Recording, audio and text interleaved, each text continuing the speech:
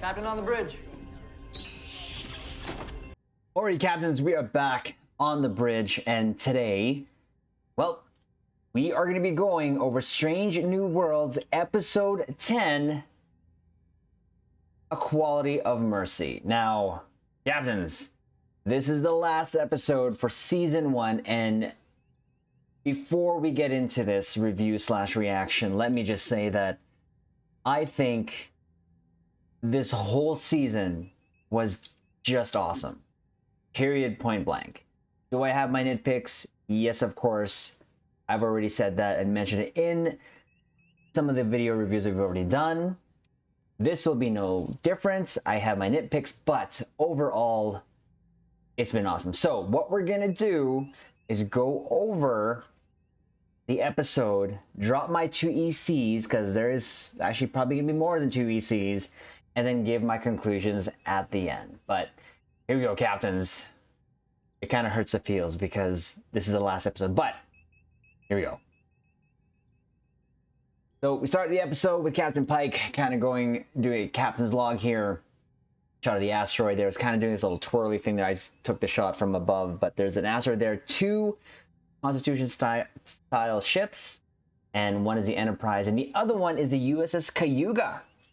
And it's, I believe, Captain Patel, who is Captain Pike's girlfriend. And actually that is where the next scene goes to. They're actually in his quarters, having breakfast, and then just kind of talking about where they are, because they are actually in the edge of the neutral zone, and they're actually refitting that outpost, which is on that asteroid. That's what they're kind of doing. But the girlfriend says, kind of talking about Romulans and making a super weapon, and I kind of gives a little statement of the boogeyman, but she has a mission to go to. So again, captains, we started the season with his girlfriend, and we're going to end off the season having Captain Patel here as well. So I thought that was pretty cool. Very limited role, if anything, just kind of Pike's love interest, and he was just kind of making food for them. It was a good moment to kind of wrap up again. The theme of this was kind of wrapping up sort of storylines from the beginning to end, and I appreciate that. And having her back here, kind of in that same spirit. So now, in the briefing room here, you see Pike, Una, Spock with the commander of the outpost station, telling the commander what supplies he'll be receiving, which is what he's been asking for about 5 years. Now, this next part was kind of where it started with the feels. Commander's son comes in, wanting to meet Captain Pike, and name is Ma'at. Now, hopefully I'm saying that right, but Ma'at, Pike recognized that name, and it was Al-Salan. Ma'at Al-Salan. So he kind of sort of blanked out. He actually has to leave the room and actually leaves it to Una and Spock to kind of finish off the briefing. The commander's saying sorry, but of course we know why he's acting that way, because he is actually one of the cadets that don't make it. And his face kind of shows it there. Just sort of, what would you say? And it was I will say, the Pikeisms in this episode off the rails. It was just a pure Pike episode, in my opinion. There's sprinkles, of course, of the other characters, but this was all about Pike, and I'm here for it. I'm here for it. So, again, he has to excuse himself because he just can't take it. Now, Una does go chase after him, and again, you can see the change in his face, the tone, it was there, and he did such an excellent sort of way of portraying it, showing it across the screen. I absolutely enjoyed and loved it. Of course, he's in his quarter there. He is Ma'at Al-Salah. Al-Salah, I should say, not Al-Salan, Al-Salah. So that was Commander Al-Salah that he was talking to, and right now he's only 9 years old. And this is going to be in the future, so he's going to be one of the cadets that don't make it. So he's stationed with his dad there. As you can see, again, he's just kind of going over this now. What he does next is he tries to make sort of a letter to him to sort of discourage him or let him know not to be anywhere near the accident where it happens. Because again, this is the accident where Pike gets injured, we lose the cadets, and he's trying to change the future by telling them not to be there on that specific day. But when he does that, something interesting happens. He gets visited by his future self. I lost my ever-loving mind when I saw this. Why? Look at his costume. Captains, that is the Wrath of Khan costume. Now, we'll speak on that a little bit. They didn't change it too much, and I appreciate that. They did add sort of the Strange New World sort of texturing on the arms that they can do with their other costumes, or uniforms, I should say. And the pants were a little sort of tight. There was none of that where the boot comes up past the ankles and the pants kind of flares over. None of that. But nope, it's Pike, and it was really, I thought it was a hallucination. Now, it was really, to me, when I saw this, I thought it was hallucination or some sort of, but no, it's actually him from the future. So it tells him, to kind of prove it to him, he tells him a secret, or telling him about a secret about his first horse named Sir Nazalon. I thought that was pretty funny. And the Pikeism between the two here was even better. Now, I loved how Anson Mount differentiated these two characters, and we'll kind of see why. Of course, he is older. He's from the future, obviously. But the way he portrays both of them, it was really good. I believe the editing, the camera angles, whatever they did, it was believable to me in the moment. Now, he starts telling him that the letter he's writing will ruin the future. And that's, 7 years from now, though, he tells him that the letter does alter the future and save them all. Of course, Pike is like, well, doesn't that mean I did good? But yes and no. And here is another shot between the two. Again, I thought it was just such a brilliant shot, and I love this. Again, they didn't really change too much on this costume other than the arms where they added the texturing. So, and he really did look older, and even his demeanor, the way he was talking, I did quite enjoy it. Now, he brings back with him, though, a crystal, which he recognizes, actually even Pike mentions, like the Klingons from Borath, the monks. And that's what exactly it is. It is a crystal. Now it's going to show him the alternate future and what's going to happen. So, well, he does, takes a risk, he touches it, and next thing you know, he does get transported. Here, it does this cool effect. I loved it. Now, they take this effect and sprinkle it throughout the whole episode, which is that sort of TOS vibe where they just light the eyes. Totally was there for it. Now, Captains, I did not watch a lot of TOS, but it takes a lot of hues, and I believe in my sort of own little way that they are paying homage to it, obviously homage, but we know it's already set canon. Now, take it into consideration, this is a time crystal, it's just showing him. But for me, it got me really engaged so far. So right now he gets transported. He finds himself in one of the cargo bays doing something. And what is he doing? He's actually trying to marry. And it was just one of those Pikeism moments. And he had to get reminded that he's doing his office as a captain to marry. And of course, he's trying to sort of fake his way through it because he's like, I marry you and you. But as you can see here, they're kind of, what's going on? So I've never seen these two, but again, they're going to play a part later. Luckily, he is saved by the bell because there's a red alert. And of course, he is actually contacted by Spock, says it's your number one. Things that make you go home. Now, again, keep this in mind, this is 7 years in the future. Goes to the bridge, and of course, Spock is there. Now, this was kind of weird for me because I had to remind myself that the legacy crew here are trying to sort of portray now themselves. And this is why I've been having my difficulties in connecting with Spock, like I said, Captains, because he's just got so big shoes to fill with Leonard Nimoy and the original Spock, but you can tell there's a difference, and it felt like he was really even more disconnected, sort of just even more cold, more different. Now, little things here and there will explain it. Possibly one of the things that can explain the difference in the way that Spock is acting is because now this is an altered future, right? He saved Ma'at, he saved Kid. Everything is to the point where it's a little different now, right? So it says that Uhura will brief Pike, and huge homage to Uhura's earrings because they're there. He's now, of course, now we didn't get that much Uhura.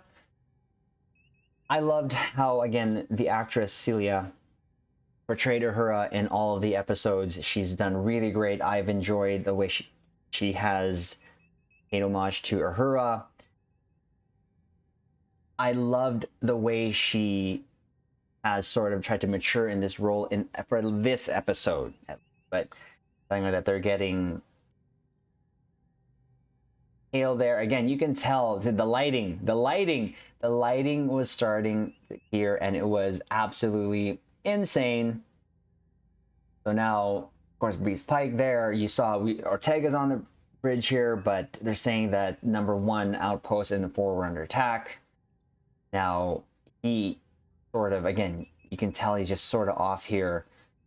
Then the funny thing is that their switch position. Ortega usually sits on the left. Now I believe her name is Jenna, the other officer there who we saw in the Elysian Kingdom, was one of the Crimson Guards there, is now sitting on the left side. So I don't understand what that is, but in this time frame in the future, it should be the Legacy crew. So it should be actually Chekhov and Sulu, but it's not. So again, they're taking liberties that the timeline was changed, so you just got to take it for what it is, right? So now Pike actually asks Spock to go into the briefing room here, and he's actually trying to explain to him what's going on. Now Spock did something really cool here. Says, well, because he's trying to explain to Spock that he sort of, went to the future, and Spock suggests something like, if you're mentally compromised, I should take over the ship. Like, that, whoa, easy. Like, that was, but Pike does suggest a mind meld to kind of just prove it to him.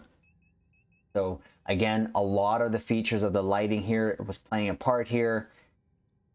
In, of course, the mind meld, Spock does see this view of the memory or the image of when Pike gets hurt. Of course, it's when he tells Pike where, you carry a huge burden of this.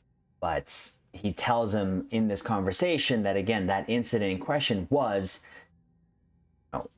already 6 months ago, I believe, or something from that time or earlier, just to the point where, no one was hurt, actually, because his letter did actually reach the cadets. No one was there. Got himself out there, of course, but it changed the timeline. So it was about 6 months ago that they mentioned here in the dialogue. So again, that was a good scene, I thought. Had a mixture of the explosion that we already saw there, and then, of course, they ended off with Pike's face there. Now, great scene of the Enterprise warping. I love the camera angle here. It was pretty cool, but they reach the outpost and it's pretty much totaled. And they try to assess the situation. And not that much difference here in the bridge. Again, they just had to, you'd think there'd be some sort of refit, but I don't want to say I picked up on it, but I just noticed there was no refit here other than the switching of positions of the 2 officers. That was it.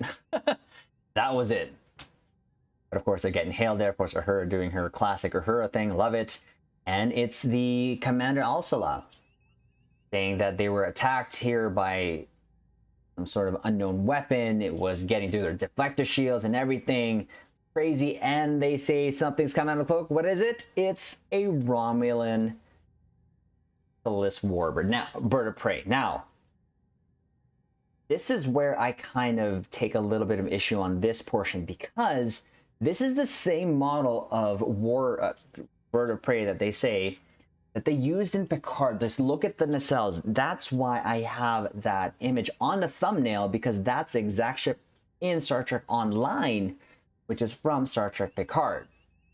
Same everything, even the underside bird insignia, same. So I took issue with this a little bit because that bird of prey showed that Romulan warbird in Picard was in the future, and it looked the same here. Of course, in TOS, we know it had the circling Bassards or the same type nacelles as the Enterprise, but it was mentioned here from one of my fellow captains that they kind of made it match the discofied look. Sure, I don't want to put too much emphasis on this, but of course I noticed it, and of course there's a little bit of lens flare going on, because why not, right? A little bit more effect of drama. Here's the thing, they're coming in hot. They fire their plasma weapon to the station, and unfortunately it does blow up. This scene was, I mean, it actually even showed the explosion and the commander there is being blown back there, but that was absolutely insane, the reaction. And now it's of course decloaking.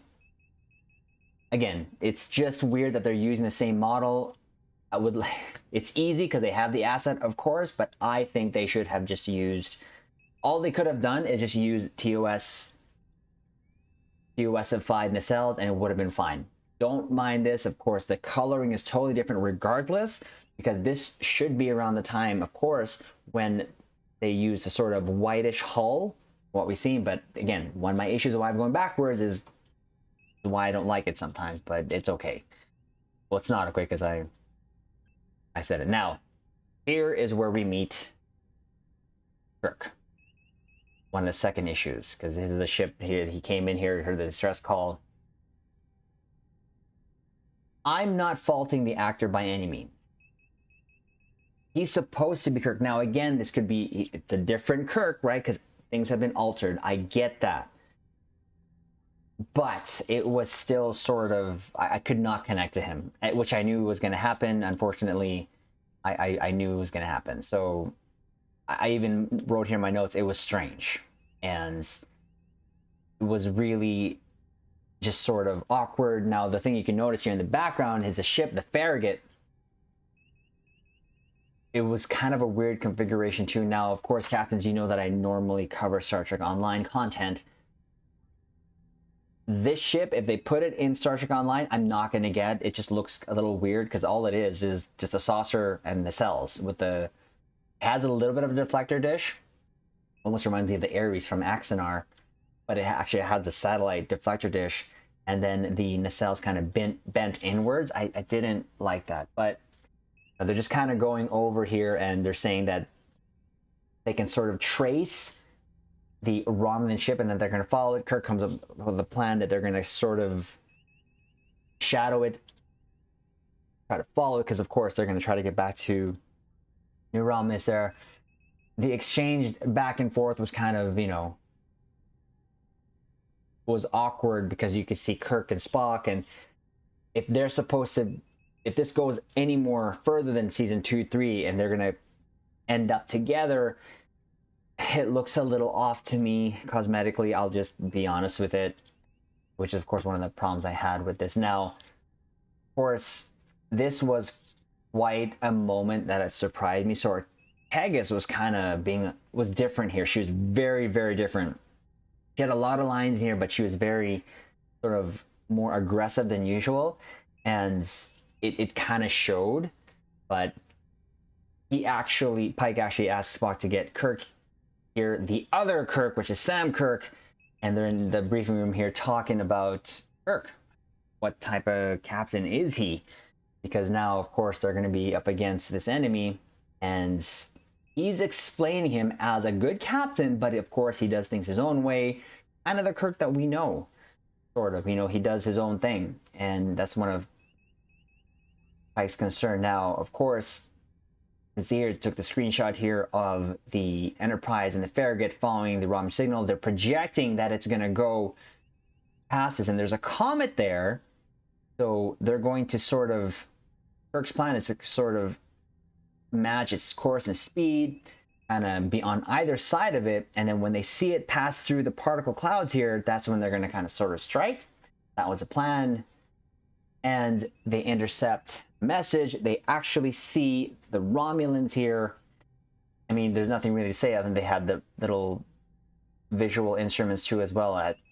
They look like Romulans. Of course, their costumes are very different from the old TOS ones that we see.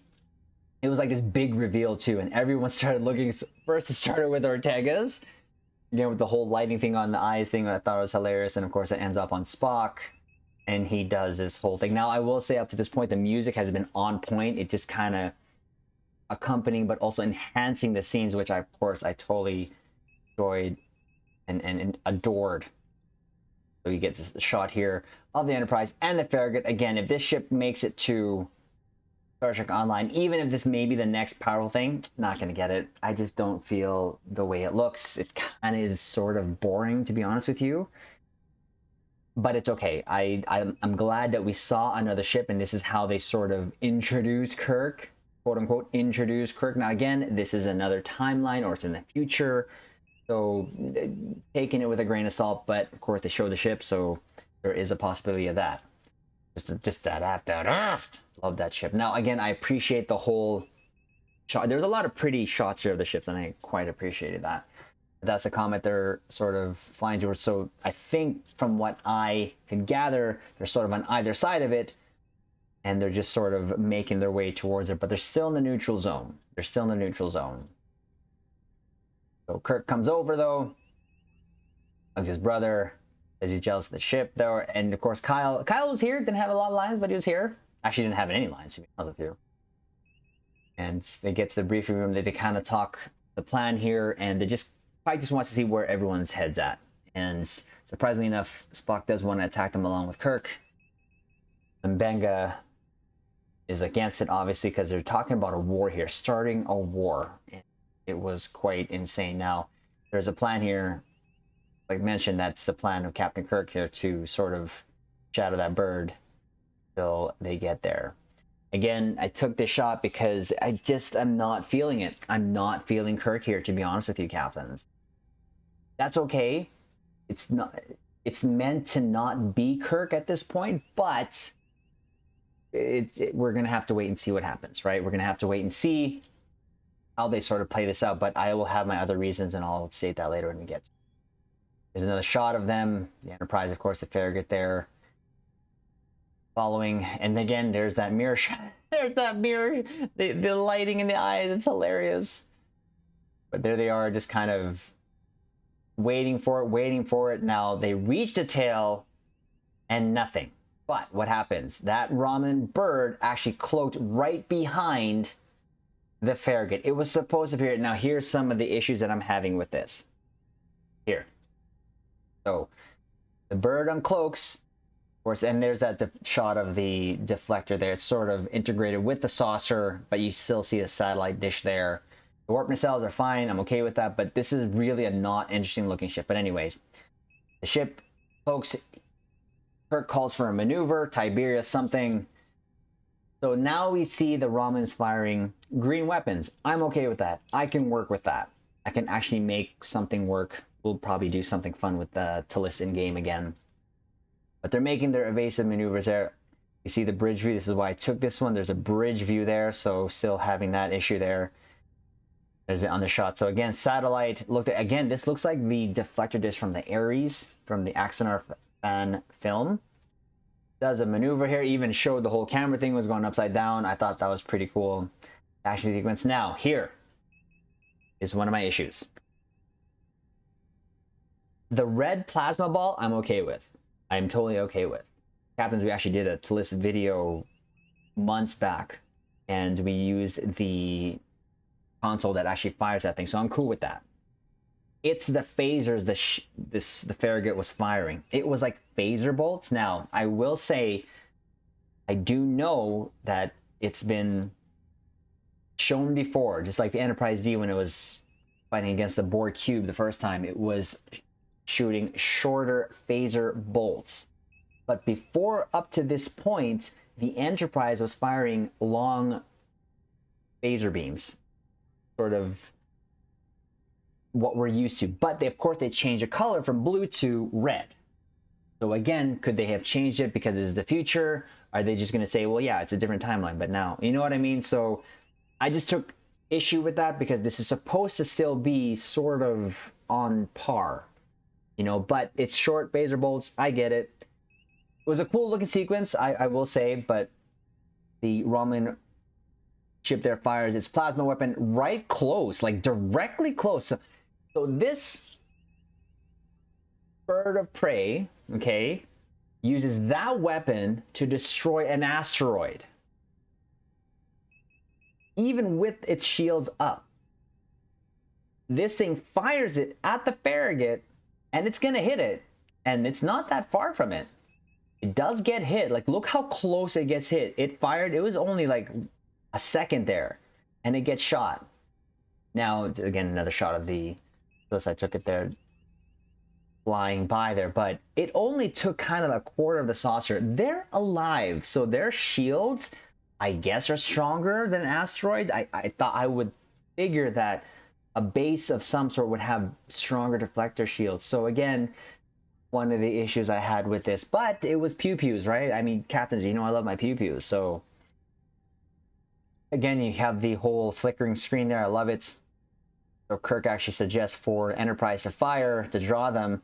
This is too far out of the weapons range, and he does still ask Jenna, the other officer beside Ortegas, to fire, and again, it's still phaser beams. Now, again, in the episode where Captain Angel took over the Enterprise, she fired 4 phaser beams, right? It was just long phaser beams, and it wasn't sort of these short bolts, short bursts.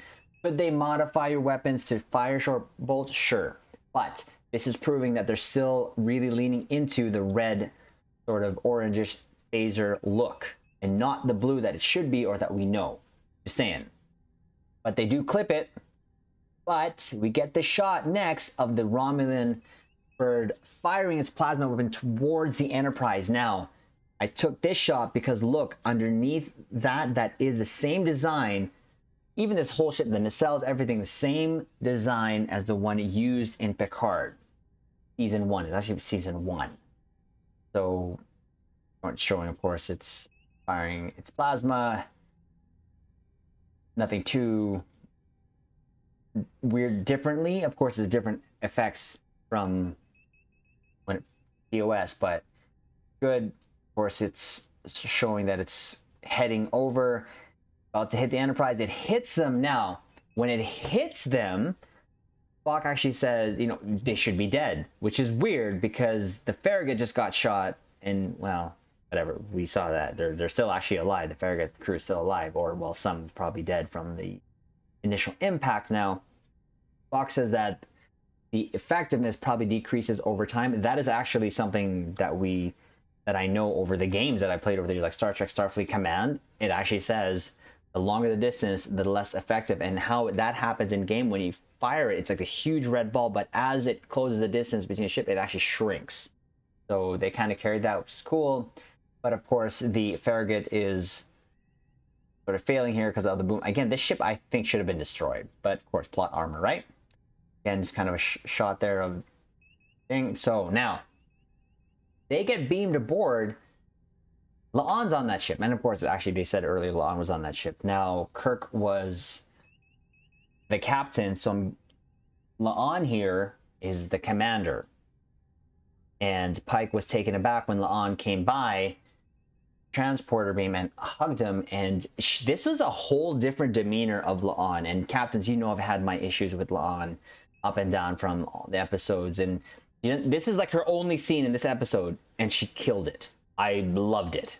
She was just there's a different vibe, but she does actually ask about Una, and of course, Una is, she's like, have you talked to Una? Like, I can't talk to Una. He's like, of course. Well, but I loved, at least we saw La'an here. Now, Kirk gets here. He's not too happy. He's like, a word with you, please, Captain. And this is, okay, so they go to his quarters. this is where I have the issue now. This moment here was, of course, Kirk saying, "Hey, listen, you flinched. It's a second." He actually they take a shot at each other, and Pike actually I think wins this one because, well, you know what, your ship is destroyed and you're on my ship. I thought that was a good, because he's actually getting on Pike's case for being, for kind of hesitating, and where I'm having trouble with Kirk here, it feels like he's too small.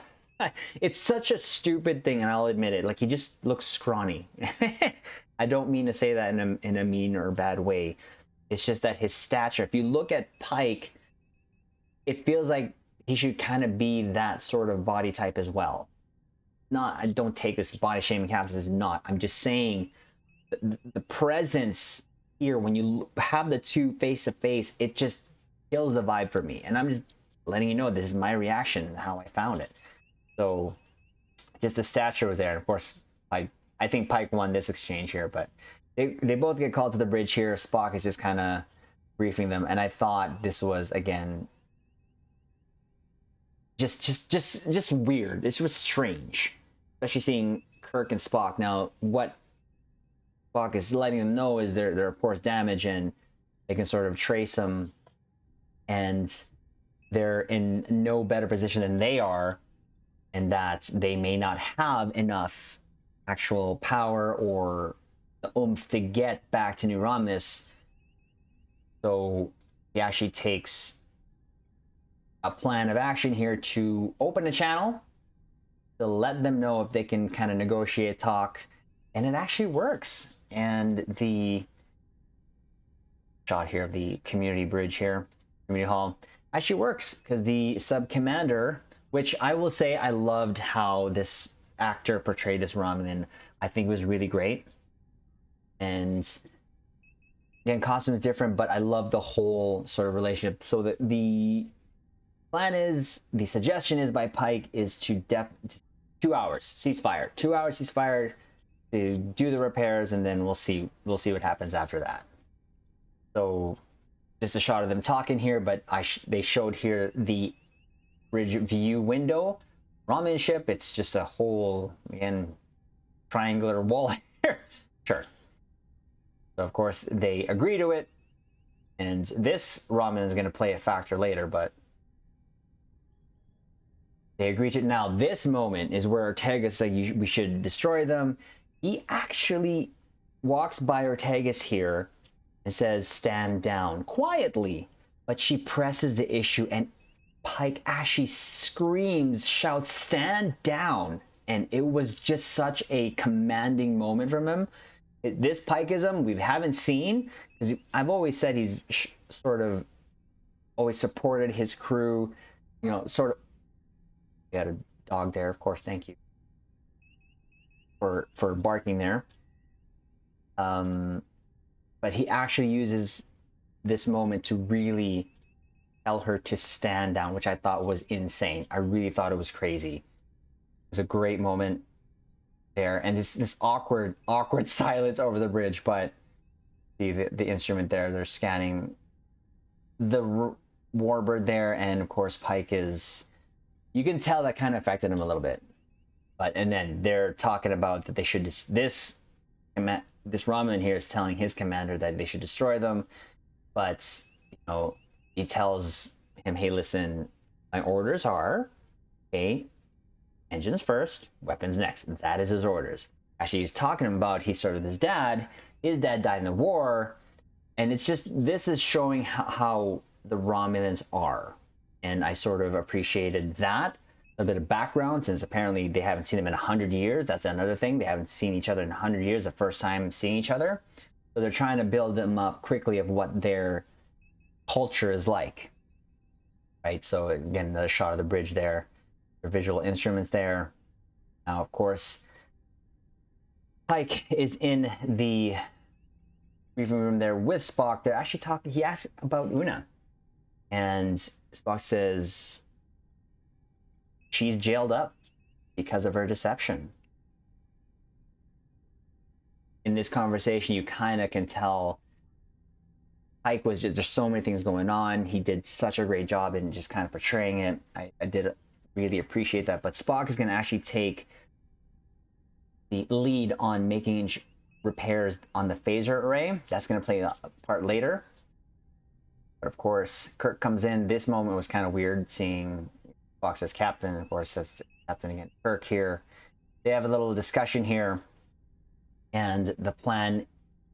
There's a plan, but he's asking permission. Kirk's asking permission first if he share the resource to him, which is just barring a little shittle. He's like, what? He says, well, we don't know what's going to happen, so he just has a plan, and that's all he asks for. Again, this moment here, when you see this, when I saw this, I couldn't make that connection to Kirk. I know this is different, I know whatever. It's not going to be Kirk, and that's the thing. It's such big shoes to fill, and this is why I said when they introduced this character, or they leaked this character before, and we did a video on that, I said, why so early? Make it the last, whatever. But this is just season 1, the end, of course. So we don't know what's season 2 is gonna hold, but we'll see. Again, I couldn't get it. So he just asked permission to borrow shuttle. So he takes a shuttle and warps off. And of course, we are introduced to Scotty. Well, at least his arm. I thought that.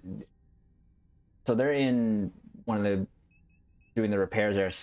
Spock, and it is Scotty's voice that you hear, and all we see of him is his arm. Now, I thought they could have done this part a little better. We have technology such as deepfake. His son is still alive, I believe. I'm pretty sure they could have done something better than just showing his arm. Now, there is a line, of course, that he mentions here. Okay, they're nostalgia nuggets. I get it. This thing. I'm an engineer, not a miracle worker. I get that, but I don't know why they would just show his arm. I thought that was really, I don't think that was really done well. And they could have at least show him in the distance. Still blurred, but in the distance or something. But they're trying to introduce some of the legacy crew. But to introduce Scotty this way with his arm only, well, we know it's Scotty. There's just no doubt Scotty. But they're repairing the phaser. Of course, unfortunately, back to the bridge here, Uhura saying there's only 2 minutes left and time's up. So they asked to see where they are with their repairs, and they start talking, and the relationship here, I did quite love it. He actually does say to him, we could blow you up. There's that little talk back and forth. I did really like this part. Again, the whole lighting of the eyes thing, all back to TOS. But actually, the Romulan sub-commander says, I too tire of war. So he's sort of not obviously against the idea of talk, because that's what kind of Pike was trying to go for, so that he doesn't start anything. But fortunately, there's a perimeter alert and a bunch of Romulan signals come in. Now, we see a huge Romulan armada. Now, a bunch of these ships I don't recognize. You can see some Talis's there. I see they have all the kind of the same warp nacelle, so I can appreciate that. I've never seen these. So this could be a possible ship or ships that come to Star Trek Online, but nothing that I'm too interested in. If anything, I already have the Talis, so I'm pretty okay with that. But it's a whole fleet here, and guess, well, unfortunately, I believe this is the ship, the main ship right there. So again, nothing that I've ever seen before in designs, but it gives us an idea of what the Romulan fleet looks like in the Disco era, other than just the Talis. So I thought that was cool and interesting. It was this guy who called him. It was him. So actually he gets taken off the bridge there because he disobeyed the order. And, well, we meet the Praetor. This is Praetor. Now, this exchange between the Praetor and Pike was absolutely hilarious. I thought it was again, it's just Pikeisms, right? It's just Pikeisms. Now, it's the way Anson Mount is portraying Pike, it just from one emotion, from one situation to another, it's just flawless. That's the only thing I can just keep in my thing that stands out in my mind is just so flawless. Now, gets hailed by the Praetor, and she says, "We're here to accept your unconditional surrender." And of course, he says, "Nice to meet you too." He actually says, "It's customary that you bow before a good thing I'm not Romulan," Pike says. So there is that back and forth here. And Pike says, "Well, we're in the neutral zone. You have no, kind of that little banter between them." Now, the Enterprise is outnumbered. They're definitely outnumbered. It's not good, not looking good. Gives them 1 minute to comply, to surrender. What happens? Well, another alert. It's a permanent alert. Bunch of ships warp in. Now, obviously, they don't look Federation. Would have been nice if they did. But who is it? Well, it's our boy. It's our boy, Captain Kirk. And apparently what he did was take a bunch of robotic mining drone ships unmanned, but the whole point is, well, is to kind of show them our armada, or saying to, the Romans, well, they don't know how our ships look like, right? So this is an armada. Now, Pike used that, says it's like a Delta squad or whatever. I don't know, it's hilarious when the way he used that. But that was, quite the brash move. Where he went to, I have no idea, but obviously there was a posts wherever that was within the 2 hours or however from what time that he left at these ships to get all of these all programmed and to follow him, which I thought was kind of sure. This shot reminded me of that showdown though in season 1 of Picard with the Romulan fleet and the bunch of inquiries. I thought it was gonna be the same thing. It would have been nice though if they would have went with the Federation ships. It would have been nice to see other ones. Now, of course, we've seen other Constitution, we've seen the Farragut, but nothing more. It would have been nice if it was just a fleet of Constitutions and mixer, maybe a Reliant style, but we got that. So now he actually does say sneaky SOB. So I thought that was, again, I'm saying Pike going from one situation to another, one line to another, it's always the Pikeism. Of course, we still have Pike's Peak there, so he commends Captain Kirk on that, of course. But at this time, there's still, the phasor array still not fixed. So does he need them, or we're not going to have a choice, we're not going to be able to use them because the ship's destroyed. So Pike gets back to the Praetor, make sure that Kirk is there, but unfortunately, in that conversation, he says, "Well, we know what you've been doing." Praetor's playing dumb. He's like, "Well, I don't know what you're talking about." Well, we have video proof. It shows, it's only audio that they actually show in the scene. It's just audio of the ship uncloaking, destroying, and then cloaking again. Then that ship uncloaks that Pike was talking to, the sub commander, goes forward there, and apparently this little interaction between the two I actually enjoyed, because this sub commander actually said, "You and I are alike. I felt like if it was a different time, they'd be friends. We're both men of duty, and there's just one more duty to perform." And yeah, he knows he's gonna get wasted. Now, here comes one of the other things that I have an issue with. So they actually shoot and destroy the ship. I took some screenshots of them firing at it. We see long beams, right? Long directed beams. Saw some short bursts of orange phaser fire coming from that big ship there. The totally two different. Now, this is a lead ship, but why? I've never seen them fire. Correct me if I'm wrong, captains. You can comment there below. But they actually fired some orange stuff. I don't know why. Now, plasma weapon, right? Plasma weapon, sure. Same color as a plasma, sure. But why make it different from their directed energy beam? But sure. Looks like a bunch of mosquitoes there too as well. I'm just saying. So they destroy the ship. Unfortunately, Pike is pissed. He just sits down. He is pissed. But they're gonna start going to the pews, and this is the pew. There's an evasive maneuvers. Again, look at this. Green beams all over there with this. Now there's some movement. There's not really a lot of maneuvering here in the scene. Now, this is a scene of one of the ships firing plasma towards Enterprise. They duck it, but it does hit one of the drone ships. Now, Kirk is trying to control those mining ships, trying to cover the Enterprise, but because they're trying to warp out, but they couldn't warp out. But what happens is, in this shot here, one of the ships, and I believe that is the Praetor ship, is firing a plasma again. Kirk actually maneuvers. Now he actually swears again. He says SOP again, like twice in one episode. That's quite weird. But these drones aren't firing. They're just there. They're. This was just a bluff, right? So now you can see all those drones kind of get in front of the Enterprise while they're firing. This ship fires its plasma.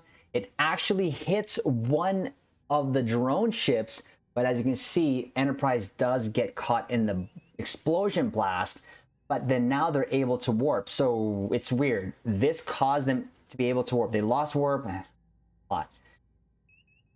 Here's a shot of them about to get hit again by plasma. They do warp out, thankfully. Now, asks for a damage report, and, well, unfortunately, there's a bunch of casualties, and one of the places that were hit was the deck where Spock was on. Now, this was, wow. He realizes that's where Spock was, so he gets down to the med bay. Now, this was done really well, in my opinion. It showed the care that they put in trying to show the realization that Pike is coming into.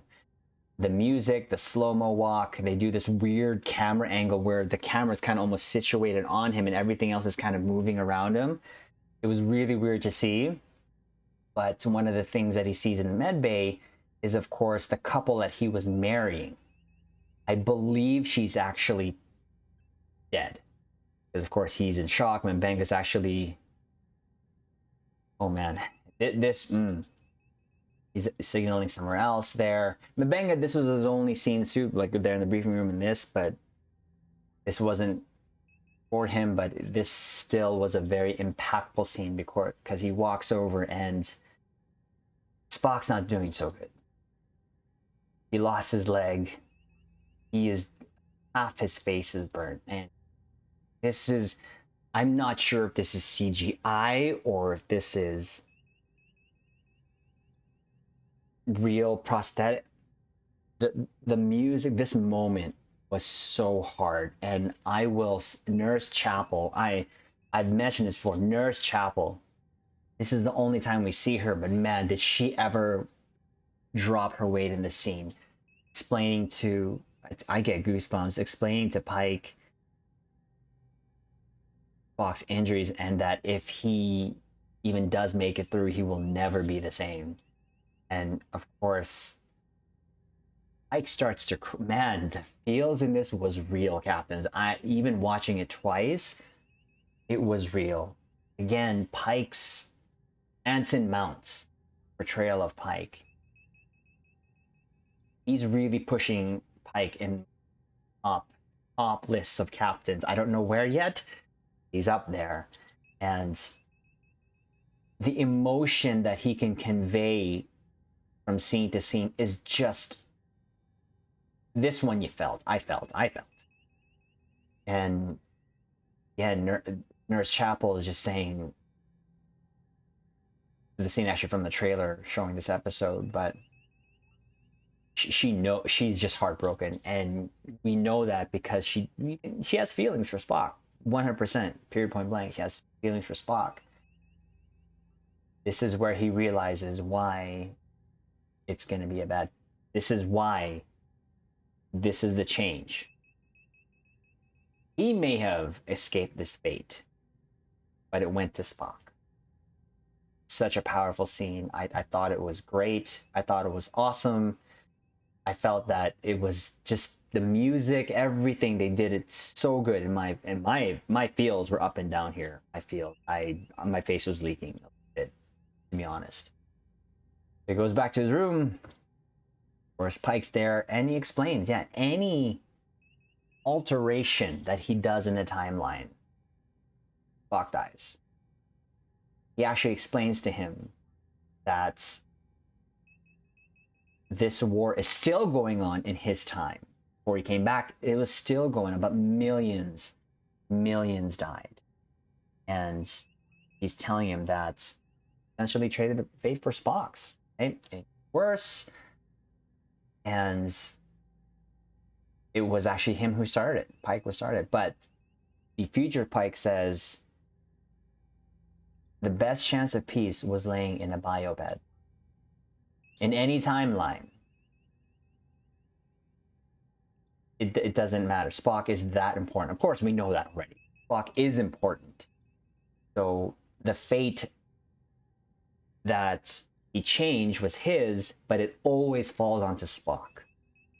All this time travel shenanigans, and it was a good scene. I actually did really like it. The one thing that he says here, which was, you know, and Pike is a moment. I put here, Pike is a moment. How many people get to give their life twice in a day? And he says, see, twice, because there's two of us. Anyway, but, you know, I made a mention of the music. It was really well done. I really, probably one of my favorite scenes of sort of actors talking to themselves, if you know what I mean, like future or a sort of universe. It was really good. It was really well done, in my opinion. But then the door, you know, he pulls out the crystal, but the doorbell rings. Future Pike says, oh yeah. And of course it's Kirk. I thought that was kind of a funny moment. So again, when you look at this moment here between the two, Kirk is actually here to check up on him. You know, this was a good moment between the two. I really do like the moment between, I'm not going to lie. But again, it's hard to connect with him, knowing how we know Kirk to a certain degree, right? And, you know, this kind of conversation, what if, you know, they chased that ROM ship and they destroyed it? None of this would have happened, and all that stuff. And Pike actually says, you're a good captain, Kirk. The Enterprise would be lucky to have you. And he's like, well, you're retiring? He's like, no. But he actually does say it felt like it should have been you. And actually, Kirk actually says the same thing. So that's just the whole time feeling thing is just weird. But he takes him and actually just kind of sits him down and says, hey, tell me about yourself. And he says something cool here. He says, you know, he was born in Iowa. His father was George, was the first officer of the Kelvin. Of course, we know what happened there, Kelvin timeline, yada, yada, yada. After the conversation, he goes back to the crystal, touches it, and he then is back in the room, right where it all started, when he was doing that dictation. Of course, he erases it, and he goes to the bridge. Now, this moment was awesome. The mood started to change, this moment between then and to the end here. He's in the briefing room looking at Kirk's file. Of course, he looks younger there. They made him look young there. Spock enters the room. Says, I'm glad to see you. And this is a moment where he sort of tells him, he saw, you know, essentially what happened in not so many words. Spock figured it out. It was a great moment. Says Spock is very important to him, and Spock says you're important to me. All right, as well, Captain. This was a good moment between the two. Spock's demeanor changed now because, of course, he's not back in the past, point where before he left, and it was a great moment. Again, all I can say is when it comes to Pike's moments, he has anchored every episode with his Pikeisms, and this was one of the best episodes of Pike, in my opinion, for me personally. And that's why I'm having trouble ranking these episodes, but we'll talk about that later. So And then this music kind of plays, kind of like a really old school music. He goes to the bridge. Of course, Una's there. He goes around nodding. It's kind of a happy moment, you know, just kind of accepting his fate. Around, of course, now these two switch positions. That I don't get, but whatever. Again, the bridge looked really the same. Also gives a nod to Uhura. Like, okay, sure. Happy, of course, Spock. But then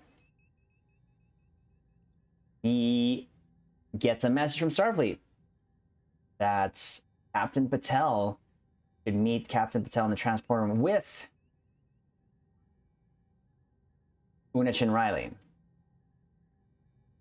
So they both go down the transporter room. It's Patel, the two red shirts, and unfortunately, they're here to actually arrest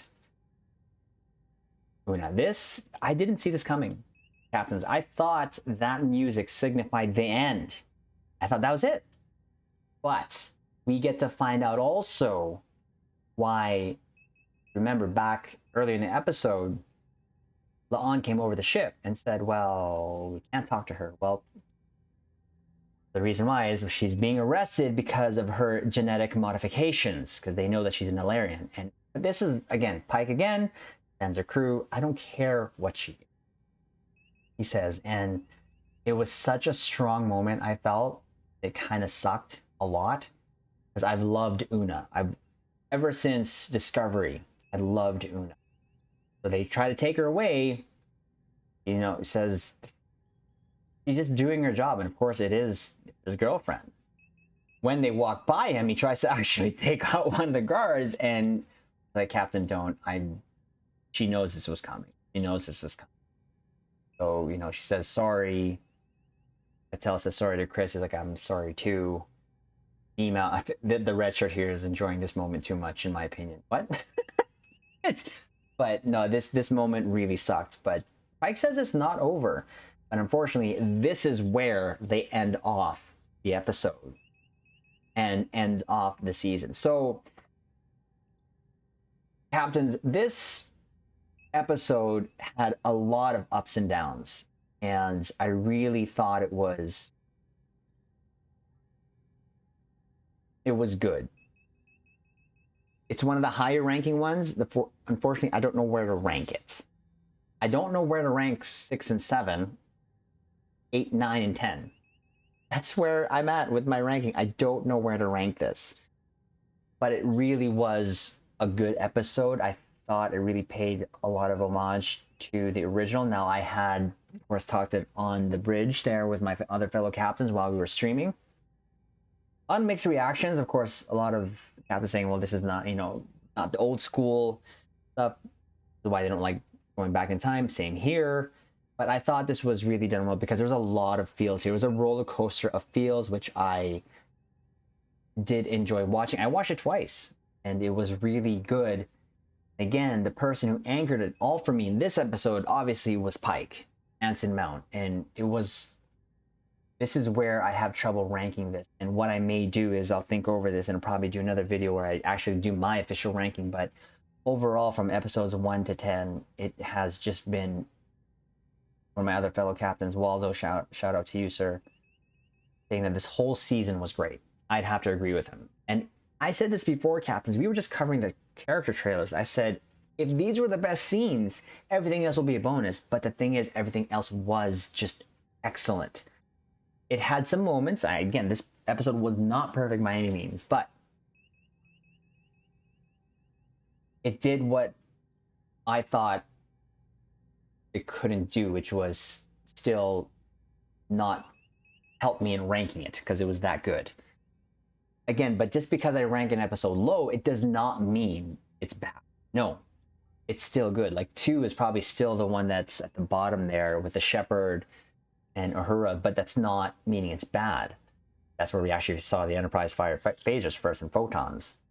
The only episode we actually saw it fire photons, if we think about it. But from 1 to 10, captains, I just like to say that I appreciate all of you who have watched these reviews, especially when it comes to dropping my ECs. They've not been short, I understand, but I've loved and enjoyed talking about this dropping my 2 ECs, sharing my love and passion for Strange New Worlds, because I will say that I love Strange New Worlds. Season 1 for me was so good, excellent. So many moments of feel, so many connections I've made, and the writing, the pacing, the acting, everything. It ticked all my boxes, from the ships to the characters to the episode, the storylines, how they tried to wrap it up. But I hate how we kind of left it here in terms of open now with Una there, but regardless, it was such great storytelling for me, and I felt like I was transported back to when I was a kid watching TNG again. It really did. I felt the pacing was just, like I said before, I've always been saying, it's just on point, and the way that they've closed off story points was just awesome. So thank you, captains, for sticking with me with these reviews. I'm not sure if we'll do this again when it comes to the season 2, but all I can say is I wanted to see it through, like I'd mentioned before in reviewing these episodes, because that's just kind of the captain I am. I start something, I'm going to finish it. So, and I know that we've had captains subscribe here to the YouTube bridge because of these reviews that I've done. So I appreciate that, captains. I really do. Do me a favor, like the video, comment below, tell me what you thought of this episode. Subscribe to the YouTube bridge. I know we'll be doing a lot more coverage of this when it comes out again. I do have a couple of video ideas, more of like discussions, more of like my thoughts. And of course, we're going to rank this episode from 1 to 10 to see where I finally place them. That's going to be a hard one. I don't know when I'm going to do that, but like I said, I have to sort of think about that. And when we do, we'll drop that video, because, you know, and there's some other things that we'll do that is Star Trek Online related, because like I mentioned before, what we've seen on screen, I want to see in Star Trek Online, especially the costumes. I love their costumes. I hope we get them for free, just saying. So wait for our ranking video, captains, but again, thank you so much. Right now, Star Trek Strange New Worlds, episodes 1 to 10, season 1, just excellent overall. We will rank this in another video, but know that, captains, this is probably one of my favorite Treks in a long time, that I felt so invested in, and I'm so happy with all the characters here, the crew here, everyone here, especially Hammer. I've loved it. I've loved it. They've done such a great job in doing this. Hopefully with season 2, they continue on with the same formula. They don't change it too much. Little tweaks in here, you know, here and there, that's fine. But anyways, captains, we're going to actually leave it on this note, because I always mention you're my captains, I'm a captain. So we're going to leave it on this note. Don't let them promote you. Don't let them transfer you. Don't let them do anything that takes you off the bridge of that ship, because while you're there, you can make a difference.